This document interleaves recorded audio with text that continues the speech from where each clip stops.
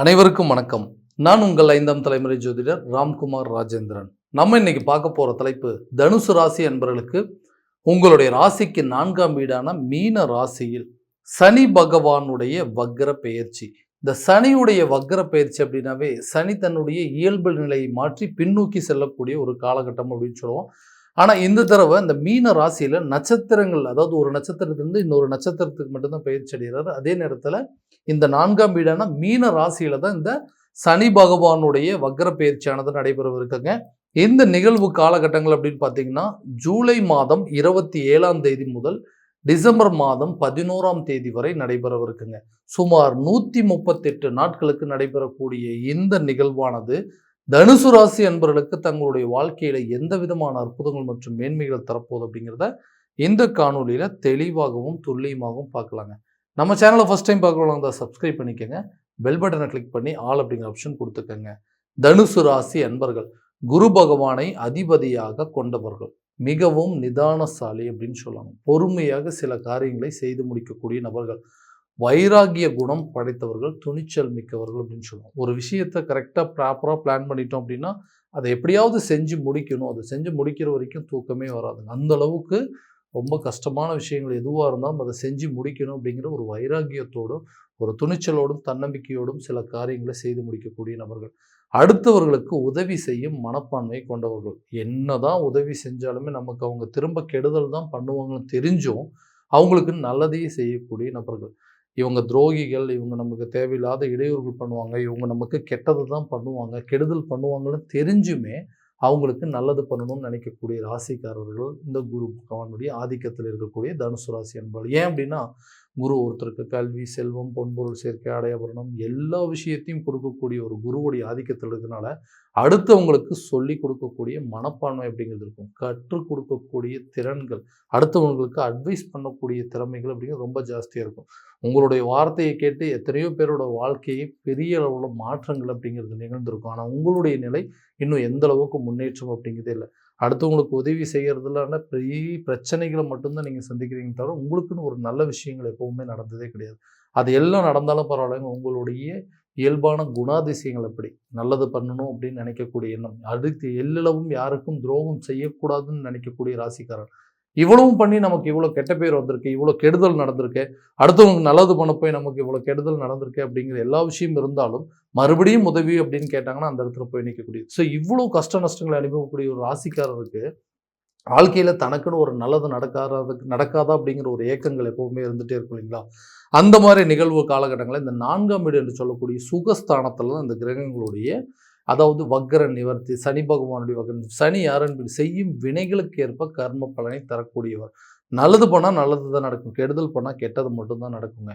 நீங்கள் ஒருத்தருக்கு உதவி செஞ்சால் கண்டிப்பாக உங்களுக்கு உதவி நடக்கும் அப்படிங்கிற ஒரு விஷயத்துக்கு ஸ்ட்ராங்கான ஒரு காரகத்தான் இந்த சனி பகவான். ஸோ அந்த கிரகம் உங்களுடைய 4ஆம் வீட்டில் வந்து சுகஸ்தானத்தில் சஞ்சாரம் செஞ்சுட்டு இருக்கக்கூடிய இந்த காலகட்டங்களில் அந்த சனி பகவானுடைய வக்ர நிவர்த்தி நிறைய மாற்றங்களை கொடுக்கக்கூடிய ஒரு தருணமாக இருக்கும்போது, உதாரணமாக பார்த்தீங்கன்னா அந்த குருவுடைய பார்வையில் சனி இருக்கக்கூடிய, அதாவது உங்களுடைய ராசிநாதனுடைய பார்வையில் சனி பகவானுடைய பார்வை படுறதுனால, குருவுடைய பார்வை சனி மேலே படுறதுனால நிறைய மாற்றங்களை கொடுக்கக்கூடிய ஒரு காலகட்டங்கள். உதாரணமாக பார்த்தீங்கன்னா உங்களுக்கு 12ஆம் வீடான விருச்சிக ராசி மேலே அந்த குரு பகவானுடைய பார்வைப்படுது, அதுவே உங்களுக்கு சுப விரயங்களாக மாறும். அதே நேரத்தில் தனஸ்தானத்தில் குருவுடைய பார்வைப்படுது, சுகஸ்தானத்து மேலே இந்த குருவுடைய பார்வைப்படுறதுனால நிறைய மாற்றங்களை கிடைக்கக்கூடிய காலகட்டங்கள். உதாரணமாக வேலையில் இருக்கக்கூடிய நபர்களுக்கு புதிய வேலை வாய்ப்பு அப்படிங்கிறது கிடைக்குங்க.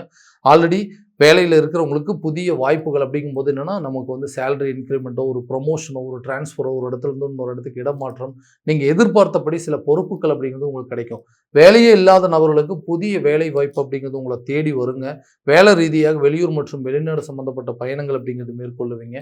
இவ்வளவு சில ஆப்பர்ச்சுனிட்டிஸ் அப்படிங்கிறதெல்லாம் உங்களுக்கு இந்த உத்தியோகஸ்தர்கள்னு சொல்லக்கூடிய இந்த வேலையில் இருக்கக்கூடிய நபர்களுக்கு தனுசு ராசி என்பதற்கு நிறைய ஆப்பர்ச்சுனிட்டிஸ் கிடைக்குங்க. தொழில் ரீதியாக இருக்கக்கூடிய நபர்கள், தொழிலில் இது வரைக்கும் உங்களுடைய எஃபோர்ட் அப்படிங்கிறது எந்த அளவுக்கு போடணுமோ அந்த அளவுக்கு போட்டிருந்தீங்க, எந்த அளவுக்கு முயற்சிகள் எடுக்கணுமோ எல்லாத்தையுமே எடுத்திருக்கீங்க.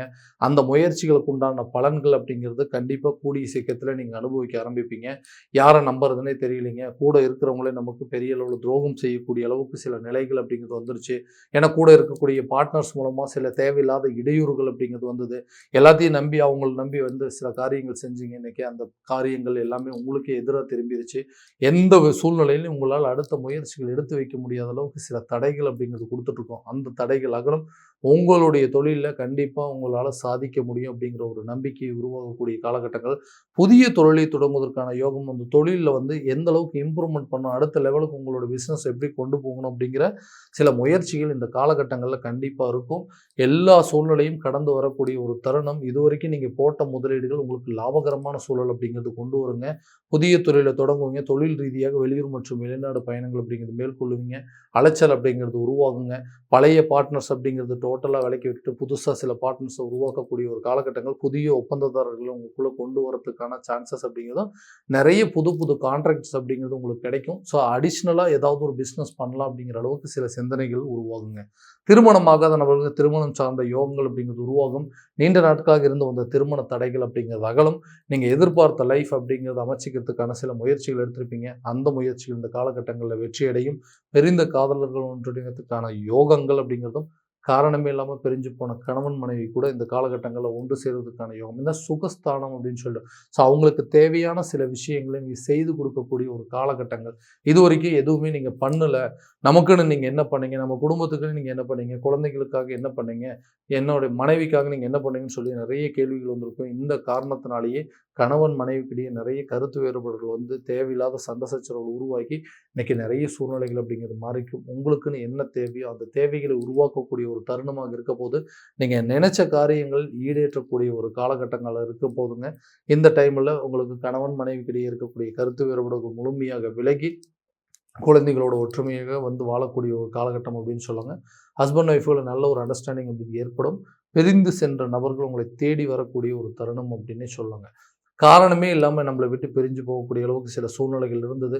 எப்படியாவது அவங்கள வந்து அடையணும் அப்படிங்கிற ஒரு எண்ணங்கள் அப்படிங்கிறது எல்லாமே மனசில் எதுவுமே கிடையாதுங்க. ஏன்னா நம்மளை வேண்டான்னு சொல்லிட்டு போன உறவுகளை நம்மளா தேடி போனால் அது மரியாதை இல்லை. அதுவாக நம்மளை தேடி வரணும், அது வரைக்கும் நம்ம வெயிட் பண்ணுவோம் அப்படின்னு சொல்லி நிறைய பேர் நிறைய இஷ்யூஸ் வந்ததுக்கப்புறமா நீங்கள் வந்து அதை அப்படியே கண்டினியூ பண்ணிட்டு இருந்த மாதிரி இருக்கும்.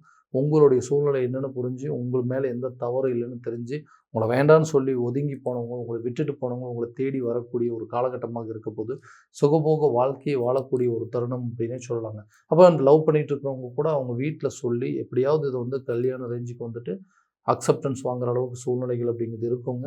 அதே நேரத்தில் இந்த ரிலேஷன்ஷிப் இஷ்யூ அப்படிங்கிறதெல்லாம் நிரந்தரமாக தீரக்கூடிய ஒரு காலகட்டம் அப்படின்னு சொல்லலாம். சுகஸ்தானத்தில் இந்த சனி பகவானுடைய வக்ர பெயர்ச்சி காலகட்டங்களில் வீடு கட்டக்கூடிய யோகமோ, ஒரு நிலம் வாங்கக்கூடிய யோகம், வண்டி வாகனம் சார்ந்த யோகம், ஆடை ஆபரணங்கள், இந்த மாதிரி விஷயங்கள் எல்லாத்தையும் உருவாக்கக்கூடிய ஒரு காலகட்டம் அப்படின்னு சொல்லலாம். ஏன்னா இந்த சுகஸ்தானத்தில் சனி கொடுக்கக்கூடிய ஒரு காலகட்டங்கள் நிறைய முயற்சிகள் எடுத்துருந்துருப்பீங்க. எப்படியாவது ஒன்று ஏதாவது ஒரு ஒரு வண்டி வாகனம் வாங்கணும், சொந்தமாக ஒரு இடம் வாங்கணும், அந்த இடத்துல நம்ம வீட்டை கட்டணும்னு சொல்லிட்டு சில முயற்சிகள்லாம் எடுத்திருப்பீங்க. அந்த முயற்சிகள் உங்களுக்கு ஒவ்வொரு வாட்டியும் தடைகள் மட்டுமே கொடுத்துருந்துருக்கும். அந்த தடைகளை உடைய தேடிக்கக்கூடிய காலகட்டங்கள் மாதிரி உங்களுடைய ராசிக்கு 2ஆம் வீட்டில் குரு பகவானுடைய பார்வை, அதாவது தனஸ்தானத்தில் குருவுடைய பார்வை படுறதுனால பணம் உங்களுக்கு பல வழிகளில் வந்து சேரும். நீண்ட நாட்களுக்கு முன்னாடி எதிர்பார்த்துட்டு இருந்த ஒரு சில தொகைகள் உங்கள் கைக்கு வந்து சேருங்க. இதனால் நீங்கள் சொந்தமாக வண்டி வாகனம் வாங்குறதுக்கோ அல்லது ஒரு ஒரு இடம் வாங்குறதுக்கோ, வீடு கட்டுவதற்கான சில முயற்சிகளை இந்த காலகட்டங்களில் உருவாக்கலாங்க. பணம் சம்மந்தப்பட்ட பிரச்சனைகள் முழுமையாக நீங்கும். குடும்ப ரீதியாக சில நல்ல மகிழ்ச்சிகரமான சூழல் அப்படிங்கிறதெல்லாம் உங்களுக்கு உருவாகுங்க. குழந்தைகளுடைய கல்வியில் நல்ல ஒரு இம்ப்ரூவ்மெண்ட் அப்படிங்கிறது இருக்குங்க. சில தடைகள் அப்படிங்கிறது வரும். சில வீண் விரயங்கள் அப்படிங்கிறது வருங்க. அந்த விரயங்கள் கூட இந்த காலகட்டங்களில் சில சுப விரயங்களாக மாற்றிக்கலாம். கல்வி சம்மந்தப்பட்ட செலவுகள், ஃபீஸ் கட்டுறதோ இல்லை புக்ஸ் வாங்குறதோ, அந்த மாதிரி சில செலவினங்கள் அப்படிங்கிறது கொஞ்சம் ஜாஸ்தியாக இருக்குங்க. இருந்தாலும் அதை சரி பண்ணி கொண்டு போகிற அளவுக்கு அந்த கல்வி சம்மந்தப்பட்ட சில யோகங்கள் உருவாகும். ஆரோக்கியத்தில் கொஞ்சம் கவனம் செலுத்தணும். தேவையில்லாத உணவு பழக்க வழக்கங்கள், சரியான நேரத்தில் தூங்குறது இல்லாமல், இந்த மாதிரி சில காரியங்கள் இருக்கிறதுனால வீண் விரயங்களும் அலைச்சல்கள் அப்படிங்கிறது உருவாகும். அந்த அலைச்சலை சரி பண்ணிக்கிறதுக்காக சரியான நேரத்தில் தூங்குறது, ஆரோக்கியமான உணவு பழக்க வழக்கங்களை மேற்கொள்வது, உடற்பயிற்சி மேற்கொள்வதனால உங்களுடைய ஆரோக்கியத்தில் நல்ல ஒரு முன்னேற்றம் அப்படிங்கிறது இருக்க போது, நீண்ட நாள் உடல் ரீதியாக இருக்கக்கூடிய பாதிப்புகள் என்னென்னு தெரிஞ்சு அதை சரி பண்ணக்கூடிய ஒரு காலகட்டம் அப்படின்னு சொல்லுவாங்க. கடன் சம்மந்தப்பட்ட விவகாரங்கள், காரணமே இல்லாமல் கடன் வாங்கிட்டுங்க, எனக்கு ஒரு சூழ்நிலை, ஓகே ஒருத்தர் உதவி அப்படின்னு கேட்டார், அவருக்கு உதவி செய்யறதுக்காக நான் பணம் கொடுத்தேன், அந்த பணம் இன்னைக்கு வரைக்குமே எனக்கு வரலைங்க. அப்போ அந்த பணத்தை கொடுத்ததுனால இன்னைக்கு நான் சிரமத்தில் இருக்கிறேன், நான் தேவையில்லாமல் ஒருத்தர்கிட்ட வட்டி கட்டக்கூடிய ஒரு நிலை அப்படிங்க. எனக்கு வர வேண்டிய தொகை கரெக்டான நேரத்தில் வந்துச்சுன்னா எனக்கு கடன் இல்லாத ஒரு அமைப்பு அப்படிங்கிறது இருக்குங்க. ஏதோ ஒரு காரணத்தினால சின்னதாக கடன் வாங்க ஆரம்பித்தா ரூ. 100 ஸ்டார்ட் ஆச்சுங்க, 100 1000 ஆச்சு, 1000 இன்னைக்கு லட்சங்களாக மாறி நிற்கிது. இன்னைக்கு கடன் வந்து கழுத்தை நெரிக்கக்கூடிய அளவுக்கு சூழ்நிலைகள் இருக்குது.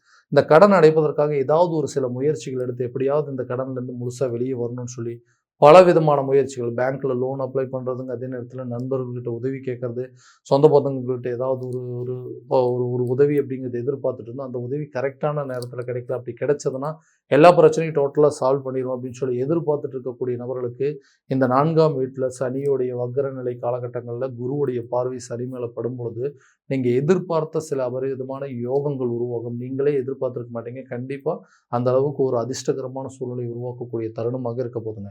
ஸோ இது வரைக்கும் நம்ம பார்த்ததெல்லாம் கோச்சார பலன்கள் தான். இந்த பலன்கள் அனைத்தும் உங்களுக்கு நடக்குமானா உங்கள் சுய ஜாதகத்தை முழுமையாக தெரிஞ்சுக்கிட்டு அதன் பிரகாரம் வந்து பார்த்தீங்கன்னா சில முயற்சிகள் எடுத்தீங்கன்னா வாழ்க்கையில் எல்லா விதமான வெற்றிகள் அப்படிங்கிறது கண்டிப்பாக உங்களுக்கு கிடைக்குங்க.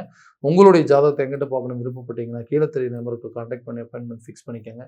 அப்படி இல்லையா உங்களோட ஜாதகத்தை வாட்ஸ்அப் மூலமாக அனுப்பிச்சு வச்சிங்கன்னா தெளிவான முறையில் கணிச்சு துல்லியமான பலன்கள் அப்படிங்கிறது உங்களுக்கு தெரியப்படுத்திக்கோங்க. மீண்டும் அடுத்த காணொலியில் உங்களை சந்திக்கும் வரை உங்களிடமிருந்து விடைபெறுவது உங்கள் ராம்குமார் ராஜேந்திரன். நன்றி.